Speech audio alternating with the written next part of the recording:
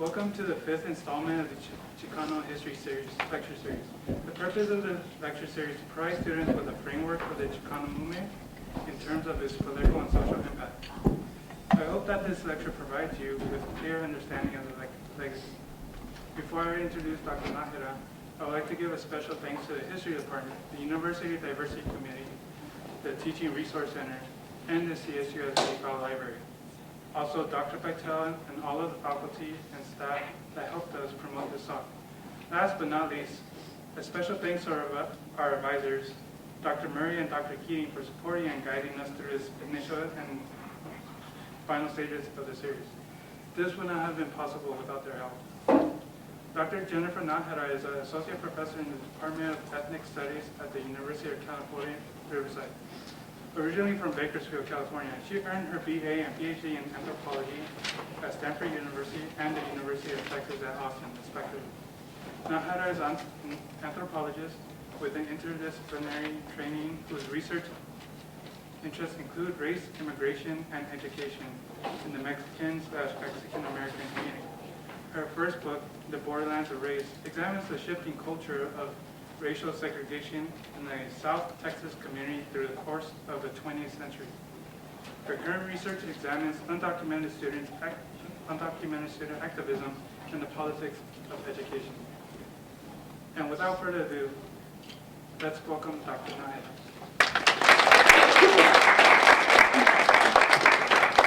Hi, everybody. Oh, that's one microphone. Hi, everybody. Thank you so much for having me here today. It's a real pleasure to be at Cal State San Bernardino. I've lived in the Inland Empire for about 10 years, and this is the first time I've been here, so I feel very pleased to have been invited. And I want to thank the History Club of Cal State San Bernardino, and especially Brian Ayala for coordinating the visit. A lot of back and forth emails. Okay, so this book is based on it's a community history, and so I wanted to kind of orient you, since I'll be talking about Texas, and you might not be familiar with it, so or this particular part of it. So so this is the United States, this is Texas, and this is the region that we're talking about here today.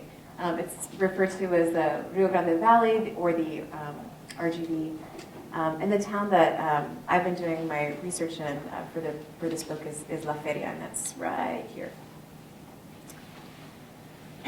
So the first thing that I want to talk about is my methodological approach. So you might have noticed that Brian mentioned that I'm an anthropologist. So what's an anthropologist doing in a history series? That's why I ask myself these kinds of questions. So I'm going to tell you a story. Typically, what anthropologists do is we go. Are there any anthropology majors here? Anthropology professors? I got one. So typically what an anthropologist would do would be to go into a community and write about it, right? And like what's going on in this particular community. We do field work. We do interviews with folks, usually around a particular topic. And so I went to Texas, or back to that region. I'll go back. I went to Texas with the idea that I was going to do field research in this small community. What I was interested in was examining the relationships between Mexican Americans and Mexican immigrants, right? I just thought, this is kind of an interesting social phenomenon that people haven't really looked into. So I get to the community and I'm talking to people, and I'm like, so, what do you think about, the immigrant population here? And all these Mexican Americans, these kind of old-time residents of the town, not super old, like 60s, would be like, yeah, okay, they're here, but did you know that there used to be segregation in this community? And I was like, yeah, I heard about that, but I'm really interested in the immigrants. And they were like, just really insistent upon talking to me about the history of racial segregation. I was already familiar with Mexican segregation. So is anybody here heard about Mexican segregation? A couple of you. So usually you hear about Jim Crow segregation in the South. You think black-white segregation. But actually Mexicans experience segregation all over the Southwest as well. And the only reason that I knew about that is because my mother happens to be from Texas. And she was from one of these towns. In fact, she was from this town. And she experienced segregation. And she used to tell me stories about this all the time growing up. So I knew that happened, right? It wasn't something that I thought I was going to investigate or research, but I knew that was in my consciousness. But when I got to this community, just person after person would want to talk to me about this history, and I thought, okay. I felt like I really needed to honor the desires of this community to have that story told, right? And so I thought, how can I use the tools that I have, which are by and large anthropological tools, to get into history, right? To analyze what has happened in the past. And so I started investigating a particular methodological approach called historical ethnography. So it's not a simple sort of history plus ethnography equals historical ethnography. I'm going to talk a little bit about it. So what is historical ethnography? Historical ethnography is sort of an in-between place, an in-between kind of methodology that pushes at the boundaries of both history and anthropology. So typically when you read a history book, it's usually something that's painted in pretty broad strokes, right? They're interested in sort of saying, this is what happened, right? Like, these are the big trends, all of this data amounts to these big things, right? We want to, prove that these things happen. Typically in a history, you don't find micro-level analysis, right? It's usually painting things in broad strokes. And in anthropology, on the other hand, you usually have, anthropology is, it's usually contemporary study, right? It's sort of like, what's going on here? What's going on today in this community, in this society? And so anthropology is sort of like in the now, but not always does it include a historical perspective, right? So I teach this class on the history of Mexican immigration. And one of the things that we do is we go through, all these different moments, right, of, salient moments in the history of Mexican immigration. And what I have the students do is at the end of every week, I have them do a presentation about the contemporary version of what was going on then, right? So we might be talking about 1954, Operation Wetback, which was, when they were rounding up folks, deporting people, mass deportations. And then the presentation of that week might be thinking about ICE, contemporary immigration raids, how that's manifested today, right? So usually within our sort of contemporary analysis of society, there's some kind of history to it, right? There's some kind of either historical twin or historical context that helps that contemporary thing to make sense. And so, anthropologists, however, don't always include that historical background. And so with this methodology, I was trying to push at the boundaries, and I'm talking about disciplinary, methodological boundaries of anthropology and doing something that was more historical, and at the same time kind of pulling history into sort of a more micro-level analysis. And that's typically how I was using or how I was deploying historical ethnography. I'm not the only person to do this. Certainly there was a literature about historical ethnography that helped to guide me to say, this is a legit methodological approach. So in this particular work, in this book, you see an emphasis on a micro-level analysis. Obviously, we're looking at a particular community, and it's a small community. At the time of the study, and what I'm presenting to you today, it's like around 3,500 to 4,000 people, so small. And I do look at archives, mostly local archives, so it'd be like school board minutes, newspapers, city commissioner minutes, newspapers from here and maybe a bigger regional newspaper. But reading those archives, not just for facts, not just for like what's represented in the archive, but also things like who's writing this archive, right? Who was taking the notes at the school board meeting? And why are they reporting on some things but not on other things? And so I'll give you an example. I knew that in this community, and I'll talk more about this in a little bit, I knew in this community there was a segregated Mexican school. I knew this. Everybody knew this. Everybody knew this, right? And so I was really interested in when did desegregation happen in this community, right? When did desegregation happen? So if you know anything about American history, and I know some of you all do, what was the big case that outlawed segregation in schools? Brown v. Board of Education. Brown versus Board of Education. What year was that? Before? No, that's Topeka. No, it was 1954. You were right. It was 1954, Civil Rights Act 1965, right? But in terms of the legality of racial segregation in schools, it was completely, well, according to the Supreme Court, it was rendered illegal in 1954, right? And so what did I do? I went to the school board minutes, I went to the newspapers in 1954, and I'm like, there's gotta be some big headlines here. Mexican school desegregated. And it was like, nothing, business as usual. And I'm like, what's going on here? I got to the newspaper in 1971. And it wasn't like a big headline. It wasn't even something that was coming up very vividly in the record. The news was sort of like this, maybe 2-inch column of a newspaper that said that the bus routes in town were changing such that children from the north side of town would be bused to the south side, and children from the south side would be bused to the north side. And because I knew, and I'll show you this in a second, because I knew about the geography of the town, I knew that meant that Mexican kids were being bused to Anglo schools, and Anglo schools were being bused to this Mexican school. And I thought, that's the big news, right? And so I started to think about, like, well, how are these archives written in? How come this wasn't a big deal in this town, or why did they want to make it a big deal, right?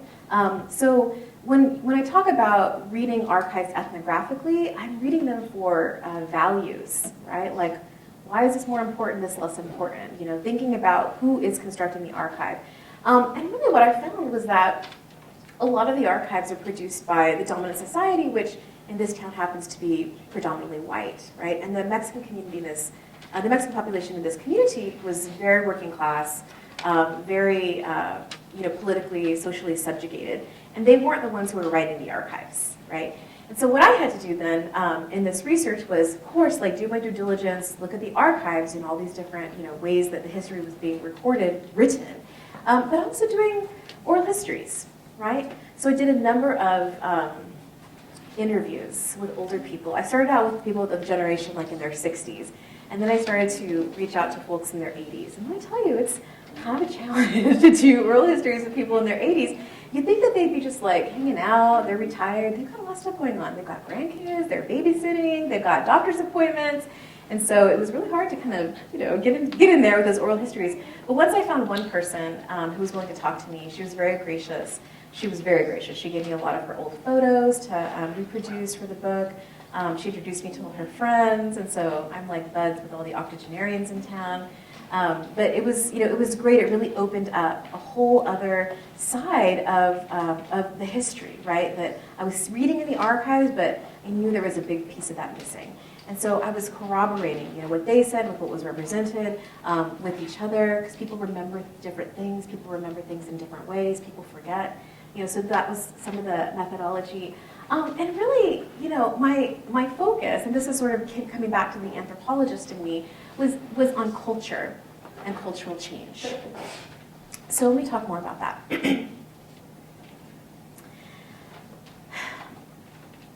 Using the kind of methodology that I used had an impact on my research question, right? I wasn't trying to ask, what was the pervasiveness of Mexican segregation in the South Texas community. My question was, historians have already done that. Like, there's Mexican American historians who've really laid it out. Like, segregation existed. This is how it was manifested in Texas and California and Arizona, New Mexico. That's there. I didn't want to do that. What I was really interested in was thinking about the characteristics of the culture of Mexican segregation. What was the culture of Mexican segregation in this community? So why culture? Like, why does that matter?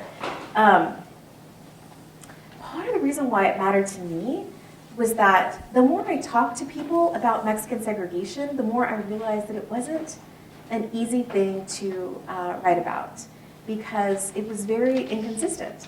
Most people would tell you, yeah, they segregated us. We had to live over here. We had to go to these schools. In the church, there was a sanction. It was in the Catholic Church, which most Mexicans in this community, Mexican origin people, were Catholic. In this one church in town, all the Mexican people had to sit on one side of the church. And if they moved over to the other side, there would be an usher who would make them feel, and they all use this language, very uncomfortable if they sat on the wrong side until they moved back to their own side. And so you can see, you know that it exists, right?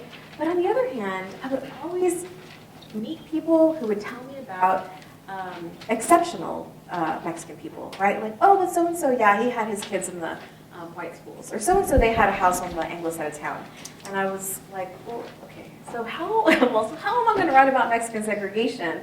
And in my mind, of course, I'm thinking about it as like a parallel to Jim Crow segregation. And you think about like the water faucets with the signs and, just everything being very straightforward. So I'm thinking, like, how am I going to write about Mexican segregation when it's so messy, right? When there's all these like exceptions, like some people get to do this, but not this, but these people don't, and these people do. And so that's when I really started to think about, well, how can I use culture to help me to really understand how segregation is being manifested, right? So letting culture, like this idea of culture, explain the exceptionalities, explain the ways that certain people are able to cross racial borders.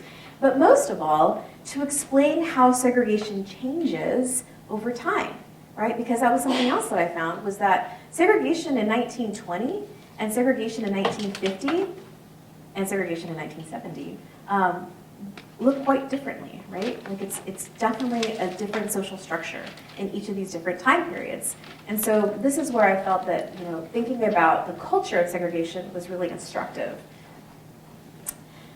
So what I found was, one of the big things that I found was this, right? The sort of the changing nature, the changing culture of segregation. And really, in the book I categorize it in 3 major periods, right? So the first is really early 20th century with the establishment of this town. This town was founded in 1915. And when it was founded, it was very much in this ethos of segregation, this ethos of racial separation, right? And you could see that, I'll show you a map in a second, but you could see that in the way that the city was planned, in like the establishment of a Mexican school, of a Mexican cemetery. Like it was definitely in the design that Mexicans and white people in this community were going to be separate. It was going to be very clearly delineated. So this was the early stage, right? From 1915 to say the early to mid 1940s. What happens in the early 1940s that might be significant? We get into World War II. I can ask these questions of a history group, right? So we get into World War II, and not really, I'm going to talk more about this in a second, but that's a game changer. And it really affects the way that Mexican people are treated, the kind of access that they have to capital, to bigger pieces of the pie economically, and even to certain kinds of social and political spheres. And then this last part, of course, is the civil rights movement. And in this particular town, it's really in the early 70s when you see things start to change. Like seriously, old structures of racial exclusion people starting to really just break those down, right? And so today, for the purposes of this talk, I'm obviously going to summarize the entire book to you today, but I really want to focus on this period of 1940s and 1950s, what I call an accommodated form of segregation, right? Some historians will say, this is when desegregation happens. And I'm like, no, I don't think so. If you talk to people, if you're really in the field and you're talking to folks, they felt very much a racial exclusion. Even if they were in classes or on sports teams with white people, they felt the impact of segregation. And so I really wanted to explore that, right? Well, what does it mean to still have segregation, but in an accommodated form, right? And then what were the implications for that in terms of desegregation? So let's talk a little bit about the context of World War II. So a couple of big things. So we enter the war in the early 1940s. Again, I'm not a real historian, so I don't know all the all the exact dates. The early 1940s, we get into the war, and Mexican Americans are involved in the war. There's a draft. So we hear about the draft of the Vietnam War, but maybe not as often. There was a draft in World War II, and it was a draft that was quite large, right? It affected, men through their 30s, I think even up to age 42 or something like that. So basically, you have a huge number of people who are being deployed, and Mexican American men are among them. And there's kind of a question, right? Because of the discrimination that they faced in their communities, there's this question of like, do I go? And the same question was actually prevalent in the black community as well. Black men were being recruited to World War II, and it was sort of like, do I go fight for this country that treats me like a second-class citizen?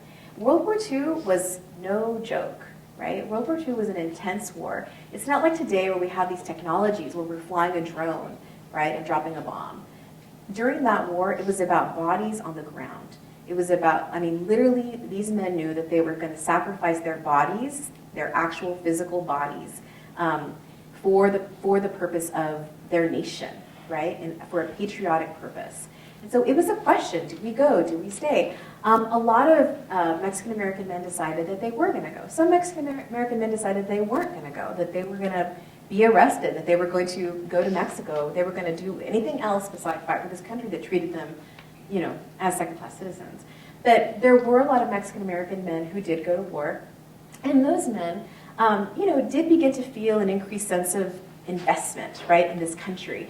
And so that when they were coming back from the war, they felt like they were entitled to greater inclusion. So that's a big deal. The other thing that, you know, I would argue that is probably just as important, if not more, was that as veterans, they had some benefits. They were getting paid, you know, while they were in the war, a good wage. When they came back, they had the GI Bill, you know, greater access to education. And so that leads to a generation of Mexican-American men, and by extension families, who have greater economic stability. Up to that point, a lot of the Mexican-American and Mexican people in this community and in communities all over the Southwest were working as farm workers, right? Low wage, very exploited work. And so you have these veterans coming back, and all of a sudden they have greater economic stability. Okay, so this is the veterans. On the home front, you have this economic boom, right? There's a need for greater food production. There's a need for industries, right? There's this project at UT Austin where they were interviewing people, not men and women, Mexican-American men and women, who were involved in World War II, both abroad and on the home front, and interviewing a lot of women who were working in factories that were producing planes and weapons, and but they were being employed, so it was a huge economic boom. But the kind of ironic thing was that with this need for more people to work to support this growing economy, there was then a labor shortage, right? We need more people to work because we have to produce more goods, but all these men are recruited and are fighting abroad. So the second important historical context is the Bracero program. The Bracero program was supposedly a direct result of a labor shortage, right? Particularly, there was a very powerful agricultural lobby that was saying, we've got fruits, we've got vegetables, they're going to rot on the vines if nobody is here to pick them, right? If we don't have people who are working in the fields, this food is just going to go to waste. It's not going to be able to support the war effort. And so, frankly, the agricultural lobby had already been pushing for a kind of Bracero program, right? Because there had been a lot of strikes, a lot of unionism, a lot of strikes in the 1930s. And they were thinking, if only we get like some labor in here, we don't have to deal with all these US workers and their pesky demands. And so World War II actually provided that perfect opportunity for them. So they were able to successfully lobby for the establishment of a Bracero program. The Bracero program was a binational agreement between the United States and Mexico, where Mexican men would come to the United States for a short period of time, work in the fields. I think there were some braceros who worked in factories, railroads. In this context and in California, most often braceros worked in agriculture. They would come here for a certain amount of time, and then they would go back to Mexico.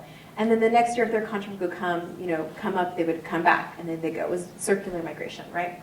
I don't want to get into the Bracero program because it's very big, it's very messy. There's a lot of things that went wrong with the Bracero program. There's tons of books on it if you're interested. But I want to highlight a couple of things. The first thing was that everybody wanted to be part of the Bracero program, but not everybody could, right? So Texas in particular was blacklisted from the Bracero program, along with places like Missouri and Arkansas. Why would that be? Why would places like Texas, Missouri, and Arkansas be blacklisted from this program that was bringing in Mexican workers? Any ideas?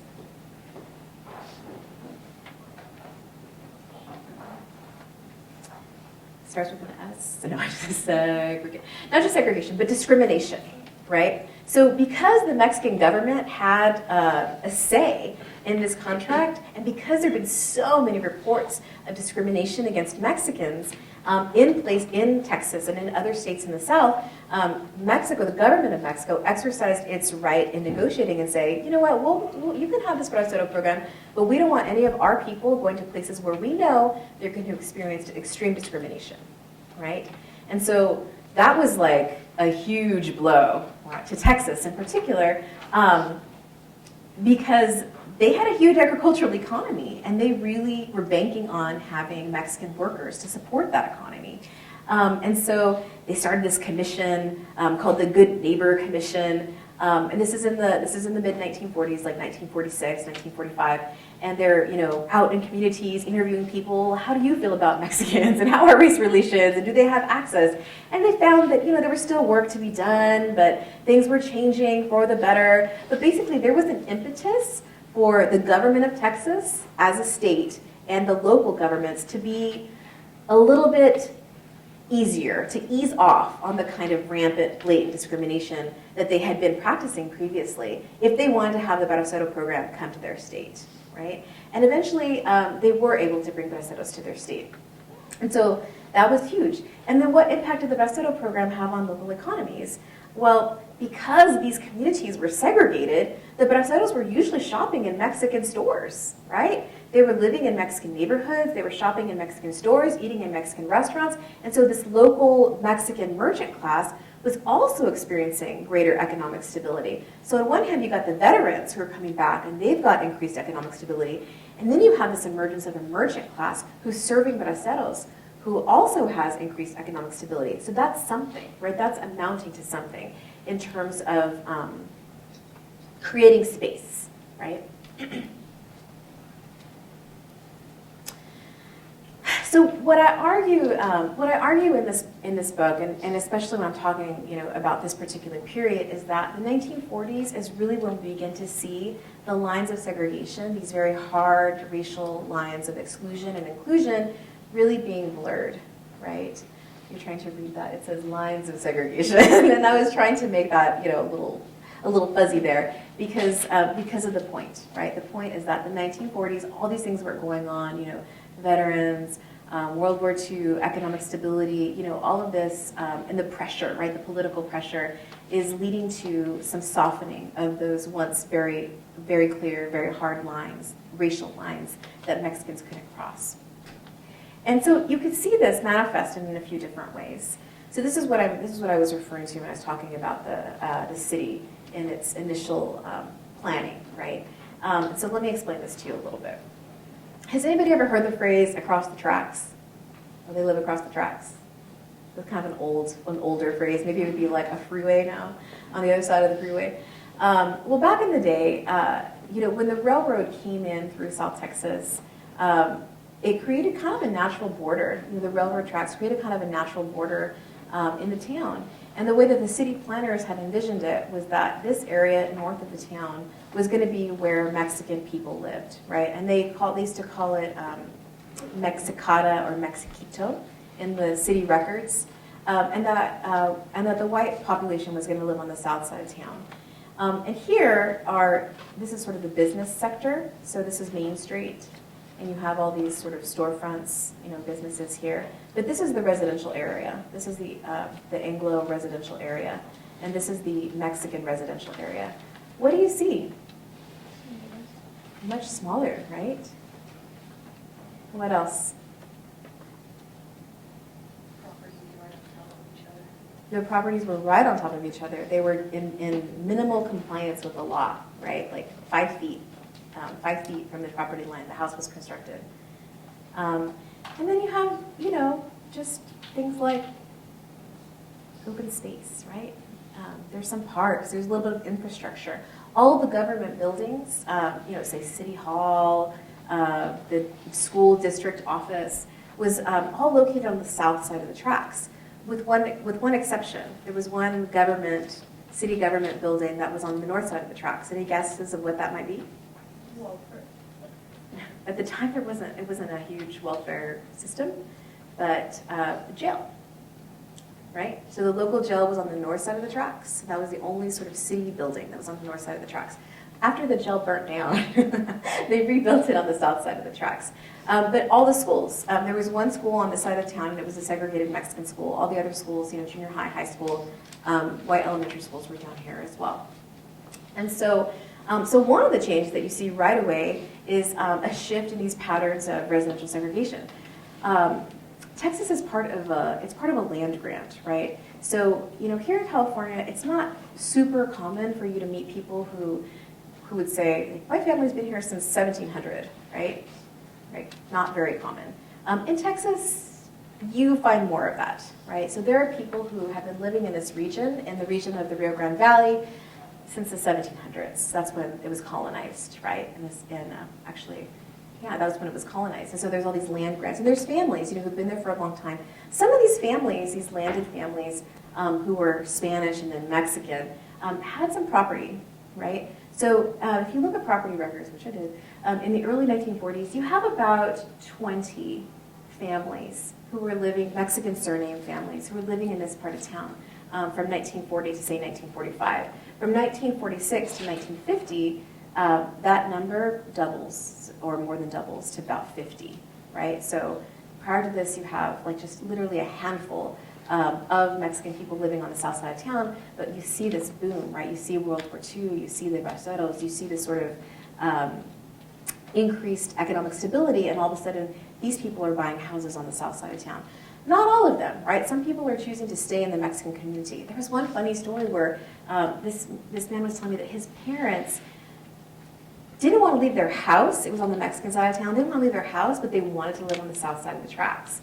So they actually paid to have their house moved to the south side of the tracks, right? They liked their house. They didn't like any of these other houses, but they wanted it in a better location, right? So that's one way you can really see, statistically, the increase of Mexican people who are buying houses on the south side of the tracks. The other way that you see this is, through an increased number of Mexican business owners. So I've kind of referred to that, in terms of, people who are profiting off of the flow of braceros who are coming into town. And so you have this, elevation of a particular kind of merchant class, Mexican-American merchant or middle class, right? People who are not working in the fields, who are not completely, exploited labor. And this is a really interesting group of folks because they have businesses, right? And they have that stability. So there was one person when I first got, when I literally first week arrived to town, I met somebody who was a colleague of one of my professors at UT Austin. And he was telling me, oh, yeah, I can help you with your project. You have to meet this guy. I'll just tell you his name. I use pseudonyms throughout most of the book. No, I won't tell you his name. I'll call him Frank. Frank Rodriguez is what I call him in the book. His name is Frank. You have to meet this guy, Frank. And I was like, okay. So we go, he's like, come over to my house. Frank's here one afternoon. I was like, all right. So I go with my tape recorder and I'm ready to interview him. And he's telling me these stories about, he made it through high school, which actually we'll talk about in a second, was kind of a feat. At that, he graduated in the class of 1948. He became involved in business, right? He had a mentor who was white. And this man, and I should actually note that this man was actually he was light-skinned, right? So Mexican people, as you know, very racially diverse. Some of us are very white, light hair, blue eyes, light skin. And some of us are very indigenous looking, darker skinned, dark hair. So we really run the gamut, right? We look different. All of us look different. This guy was somebody who looked more European. He was short. I don't know how much that is because he was older, but he was short, but he was very, very light skinned. God bless you. And he was telling me the story about, how he had succeeded in business, and it seemed from this story that he had this mentor who was this white man who was kind of showing him the ropes with real estate, right? He had bought a house on the south side of the tracks. His children went to schools on that side of town. So he lived a life that I was like, wow, he seemed to be very integrated, right? And people would tell me, this guy, he walks both sides of the street. So he could be in the Mexican community. He was, obviously, fluent Spanish speaker. He grew up in the Mexican side of town. All his, buddies from childhood, his family, everybody was, Mexican side of town. But he himself and his wife had established a life for themselves on the south side of town. So he was somebody people kept telling me, oh yeah, he walks both sides of the streets. That was a phrase people used a lot. But then he tells me, but there was something kind of funny that happened one time. And I was like, well, tell me about it. Tell me about it. What happened? And he said, well, my friend, the one who had been mentoring him in real estate, was a barber. He had a barber shop that he co-owned with another gentleman. And so his friend was saying, hey, your son's kind of getting to that age where, he might be ready for his first haircut. He's like, you should let me cut your son's hair at the barber shop. And so Mr. Rodriguez is saying, oh, yeah, that'd be great. Thanks. And so, they're starting to talk about, like, maybe next week or whatever. So the next time he sees his friend says, oh, you know what, I'm sorry, I'm not going to be able to do that after all. And he was like, oh, yeah? He's like, yeah, I talked to his partner about it, and, he was saying, I mean, we don't cut Mexican here at the shop, right? And he's like, no, he's like, okay. He's like, that's fine, I know. And that was something that was very pervasive, right? That there might be integrated spaces, especially in business, right? Especially, soda shops or, stores, clothing stores, different kind of stores that would absolutely have Mexicans come in and buy from them, right? It wasn't like they were not allowed. They were allowed to, to pay money, to have services, to have goods. But when it came to that barbershop, that was something that was a racial line that was a non-negotiable, right? White people did not cut Mexican people's hair. And that's a parallel to the Black community as well, right? That's why it's sort of a spot. Historically, the Black barbershop has been the sort of center, but it's also born out of exclusion, right? It's born out of racial exclusion. The reason why there are Black barbershops is because they weren't allowed to get their hair cut in white barbershops, right?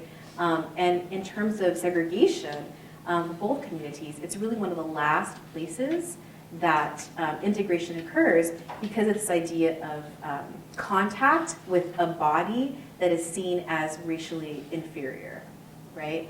And especially some of these old-time barbershops. I don't know if anybody's ever been to one or is familiar with them. Kind of? Y'all are pretty young. Some of you might know.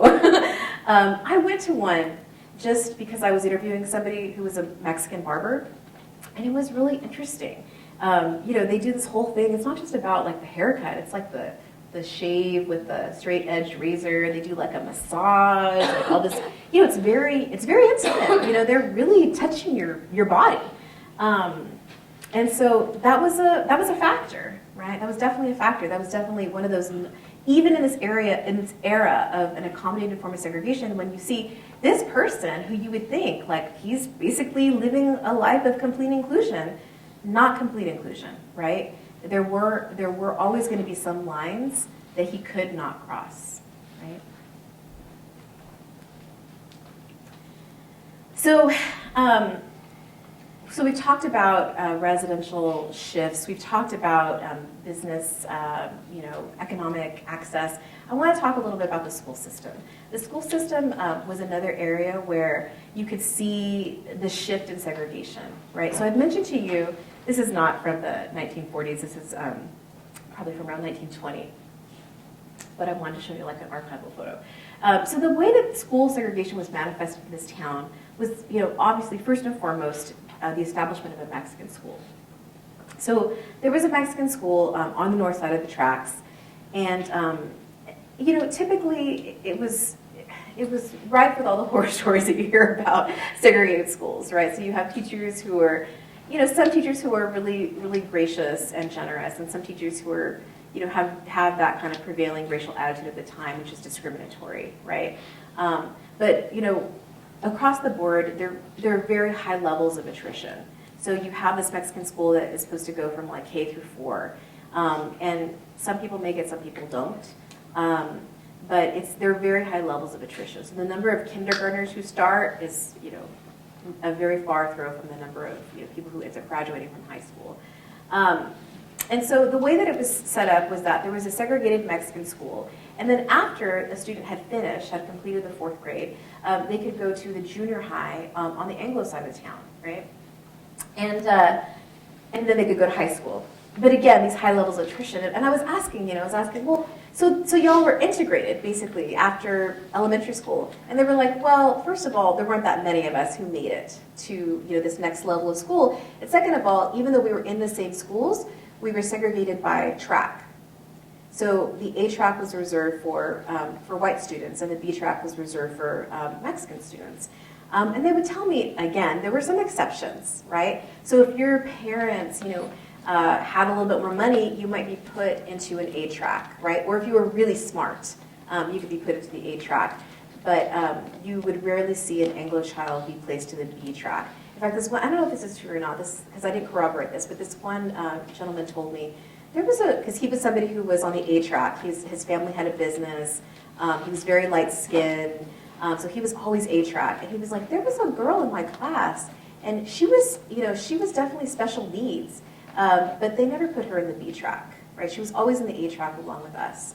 And so I thought, that's interesting. It's really hard to find sort of a racial breakdown of the data in that area, but this is sort of anecdotally the way that it was working, right? What we do see is that I'm sorry, I did this survey of yearbooks, and the yearbook started in 1947, right? So what you do see is that there are greater numbers of Mexican seniors. I mean, I think hopefully if they've made it this far, that means they're graduating, right? But here you have there is a number of attrition, right? So this is Mexican freshmen, and this is Mexican seniors. So you can see like it's a pretty stark difference. Stark difference. It starts to get better, and it starts to become more on par with the Anglo senior population in the early 50s, right? And then it kind of dips again in the mid 50s through the late 50s. But you can kind of see that there are more Mexican children and teenagers who are making it through the educational pipeline. Who are those people, right? Who are those people? Mostly it's girls, right? A lot of times girls their families would say, we don't need your labor in the fields, right? We're going to take your brother and he's going to work in the fields for us. You can stay in school, that way you can maybe become a secretary or something after you graduate, right? So girls were sometimes accepted. Also, they weren't as typically targeted as much as boys were, right? They were sort of seen as more docile, more like good students, right? Sort of treated with a little bit more care than their male counterparts were, right? So you see these really these seniors in high school are mostly girls, mostly from these middle class families. Mostly their parents are business owners. Mostly, they might be land grant families. A lot of them are also very light skinned. And this is something that's always a little bit tricky in the analysis, because when you're interviewing people, it's hard to ask them, do you think your skin color played a difference in the way that you were treated? It's hard to ask that question, because a lot of people feel guilt if they're light skinned, that they have experienced privilege, right? So I just can tell you, like anecdotally, from the people that I was seeing in these yearbooks, that it was a lot of light skinned Mexican people who were making it through. But I want to talk to you a little bit about, like, just sort of ethnographically, again, some stories of people. So I'm bringing up this picture of the basketball team because there wasn't a picture of the volleyball team, but the story that I'm going to tell you is actually about the volleyball team. So there was a woman that I interviewed, and her name was, again, it's a pseudonym, but I called her Delia Martinez. And she was somebody who was, also very economically stable. She wasn't, her parents didn't own a business, but they owned land. They owned a farm. And so they basically had all kinds of fruits. They had all kinds of vegetables, on their land. They had some chickens. And so you meet some people who were very poor. So my family was very poor. And they were eating beans and tortillas daily. Like, that's what they ate. But her family had more because they had their own land and they could farm it and they could grow vegetables, right? And they had chickens. And so they were just better off, more economically stable. And she's somebody who was making it through that pipeline, right? And in high school, she had a job on the Anglo side of town. She worked at a soda shop. She was serving sodas. She met her husband at that soda shop. He was a Mexican-American veteran who came in and, like happily ever after or whatever. So anyway, so she's telling me the story about, how she's in high school. And I'm very interested in her because, again, she's one of these few people who's really making it through the pipeline. And she was like, yeah, she's like, I was on the basketball team. It was great. We would go to different towns. We had our uniforms. We would compete. We were really good. And I was like, slow down. So you were on the basketball team. The basketball team was, and I was like, it was integrated? She goes, yeah. It was, there were white girls and there were Mexicanas. And she said, we were on the same team. And I said, so you all were teammates, right? You were, like equals.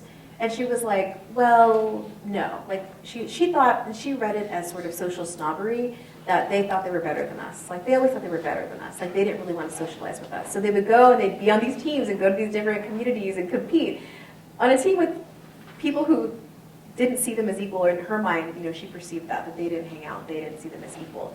And I thought, okay, well that's interesting. So again, for somebody who is sort of like positioned, very well positioned, she's making it through the pipeline, the educational pipeline. You'd think that she's basically experiencing this integrated life, except for the sort of social snobbery that she's experiencing. But then she tells me this story, and I went ahead and excerpted it for this talk. Should I read the Spanglish version or the English version? English? You can read the English version on the right-hand side.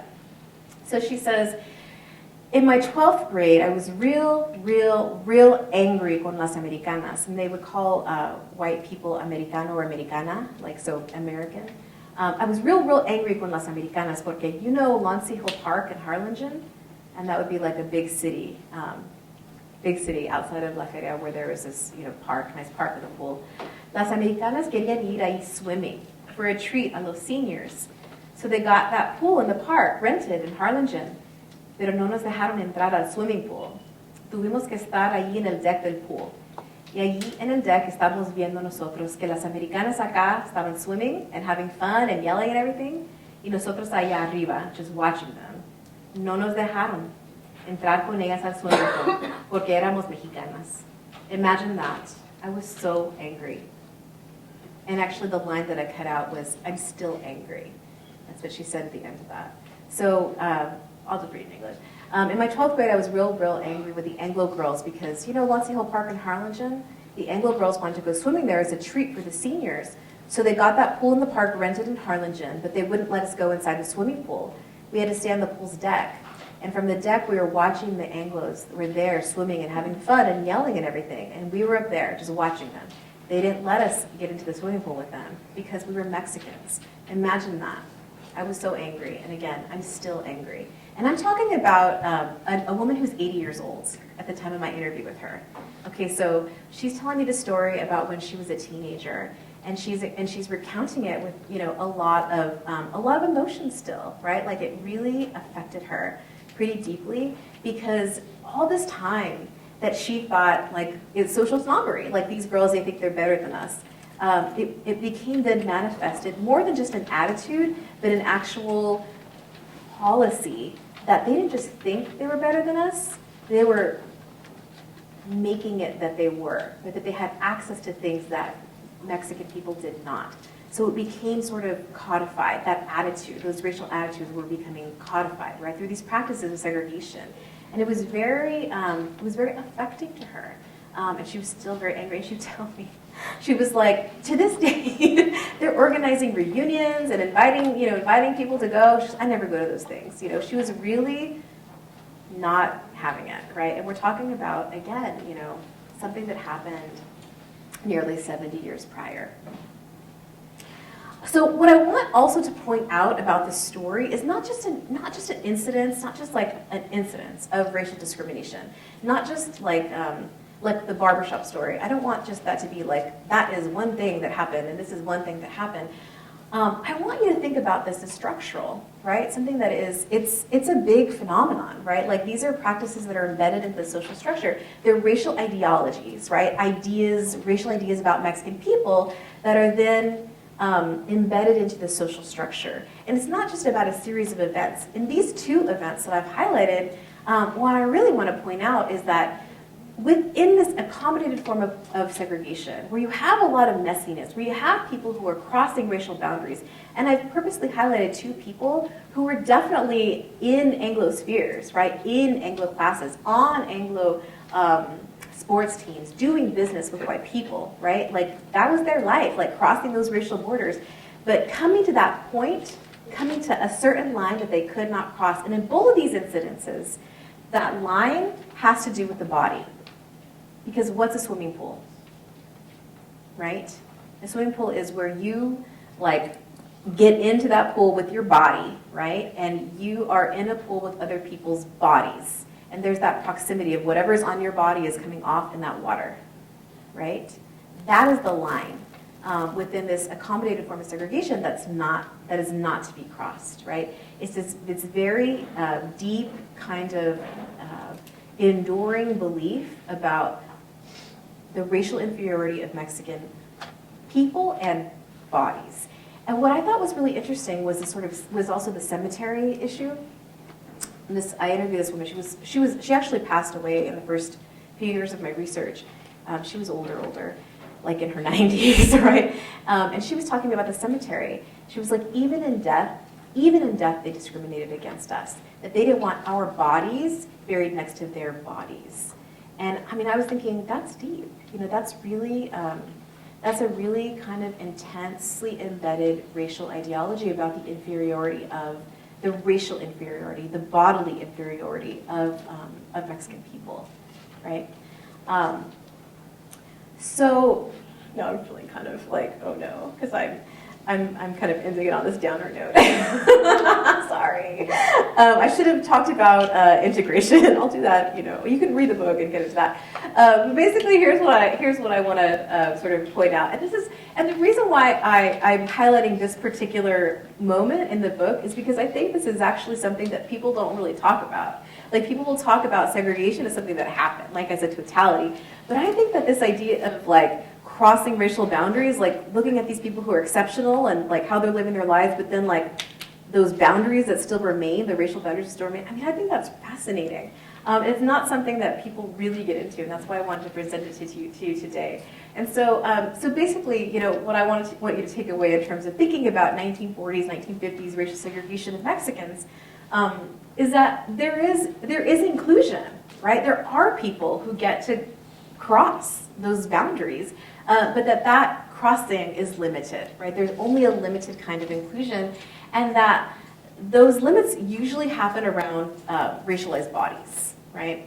And the last thing are the implications then for racial integration. So I was talking to you all about, you know, early on about school segregation and when did it happen, and, you know, 1971, and, you know, that it was almost 20 years after Brown versus the Board of Education is significant because often in these communities where there's an accommodated form of segregation, if somebody were to file a lawsuit and say, hey, this is a segregated school, the school board members, the city council members could say, actually, no, there's 10 Mexican students in this other elementary school or on this other track, right?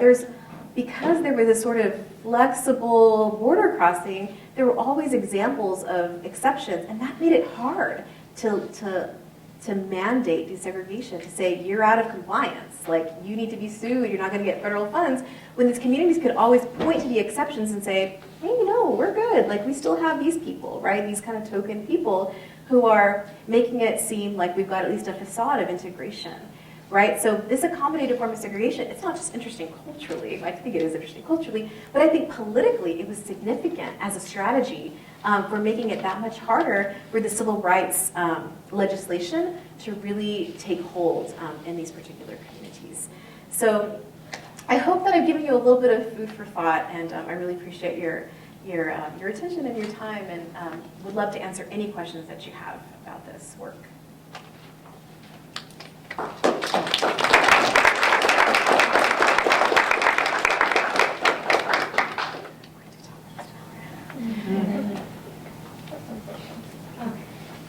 Did they have the Mexicans when they were going to war?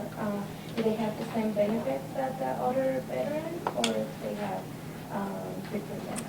It was supposed to be the same. So Mexican veterans, I mean, they had a different experience than black servicemen. And I mean, just to start with, black servicemen were segregated in segregated units. Mexican servicemen were not. They were in integrated units. And when they came back, they were entitled to the GI Bill. What they were finding was that it was really hard to claim their benefits. Like, supposedly they were going to have equal benefits, but they were having a hard time claiming those benefits. And so in South Texas, there were some veterans who came together to form the GI Forum, and the sole purpose of the GI Forum was to advocate for those benefits, right? And then eventually they start also filing lawsuits against illegal discrimination. But yeah, it was supposed to be the same, but they ended up having to form a group to make sure that they were given the same benefits after war. And I have another question. Why do you want to get this insight to the referral programs? I feel like in our history, or whenever we say black slavery, that it shows many things that they passed through. And I think that the referral program, it was something really bad that happened, and that we just say, oh, it's a referral program. It was a benefit for people from Mexico to come in here, and it was the benefit, like you said. But I feel like there's so many things that they happened that we don't know, and it's just like, oh, it was a benefit, not something that it was really. No. I mean, I didn't want to get into it for the purposes of this talk because it's not what my research is about, but honestly, there are at least, 100, if not hundreds of books about the dress code program and from a very critical perspective. But for me, like if I start talking about it, I can talk about it for the entire hour. So, but I only wanted to focus on this idea that it did economically benefit this community. But yes, there were a lot of violations of contracts, people who are still waiting to be paid and suing the federal government for lost wages, people who were exploited. There's all kinds of interesting things too, like how did women experience the Bracero program? There's a woman at UC Irvine who's working on that. How did Braceros organize to form a union in the Pacific Northwest? There's so many different aspects of this program that people are writing about, but it's really not the scope of this project. But important work. Didn't mean to be specific about it at all. Okay. Yes. Thanks for the talk. It's really interesting. I had a question about sex and marriage. So, the body, as you were just making this argument, the body is really important in maintaining this racial boundary, right? So what implications did it have for sex or marriage or marriage across the racial line? So did you see people having sort of sex across the racial line, but not necessarily resulting in marriage? Or did you see, these kind of exploitative, gender relationships develop at all? Or really just really segregation, in terms of sex? Okay. So in terms of marriage, no, not a lot of intermarriage. You don't see that until after the 70s, and usually it's among people who are service members who've gone away and met somebody, and then they end up getting married, and it's an interracial marriage. But in that town, it's very, very rare until really. My generation, which is super young, just kidding. Which is so people who are graduating from high school, say in the 90s, you'll see more interracial relationships, but even in the 80s, not so much. In terms of sex, there were a series of bars on the Mexican side of town, and there were sex workers at those bars. And a lot of times, white men would come. People would tell me the only time they'd come to our side of town is to go to the bars, and part of that impetus was also because of the women who would work, in exchange for sex at the bars, right? And so there was that, I think, happening, but it wasn't something that a lot of people talked about. Or I didn't actually really ask about it, but I know that was happening. But yeah, that's a whole other interesting area of inquiry. Anything else? Any other questions? Ready to have lunch? Cookies? Yes. In regards to education, were the professors, were there any Hispanic professors at the schools, or if not, when did they start coming to be here? That's a great question. And this is one of the ways I think that Mexican segregation is very different from black segregation. In segregated black schools, it was mostly, almost always, I don't think I've ever seen a case of a white teacher in a black school. It was always black teachers, black schools. In Mexican schools, there were white teachers, Mexican students. And so it was really a very different experience, right? Because it was somebody from outside of the community. And I started to interview some of the first Mexican teachers. And actually, that's, I think, chapter 5 of the book.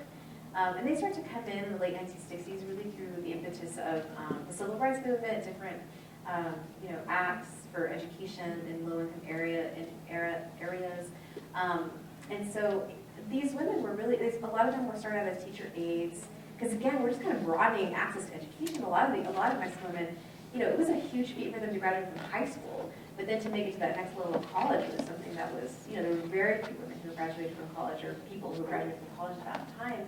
But there were more and more, and as we got into the late 1960s and 70s, and so you see more first teacher aides, and a lot of the teacher aides would start, would continue their education and become teachers.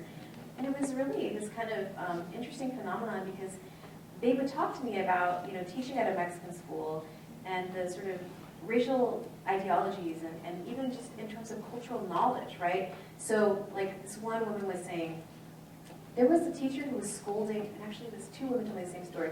There was a woman, like a teacher who was white, who was scolding a Mexican child, and the child was looking down, and she was like raising his chin and saying, look at me when I'm talking to you. And the Mexican, who was a teacher aide at the time, was saying she didn't understand that looking down was like a sign of respect, right? Like she thought he was just being defiant, but really he was just, like he was like showing his shame, and showing his respect, not like glaring at her in the eye. And so, that was one thing, sort of cultural knowledge, but also, then the other layer, this is the bilingual education programs that start to take place. And I would talk to the woman who basically was in charge of the bilingual ed program in the school system, and she was like, the kids who started with bilingual education in kindergarten, 100% graduation rate from high school, right? So she was like a huge proponent of bilingual education and just the impact that having a bilingual, and most of the time the bilingual teachers or Mexican teachers would have on the children, right?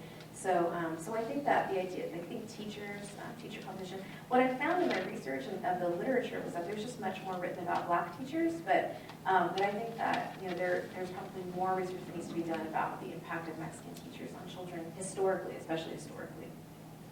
Thank you. Oh, thank you so much.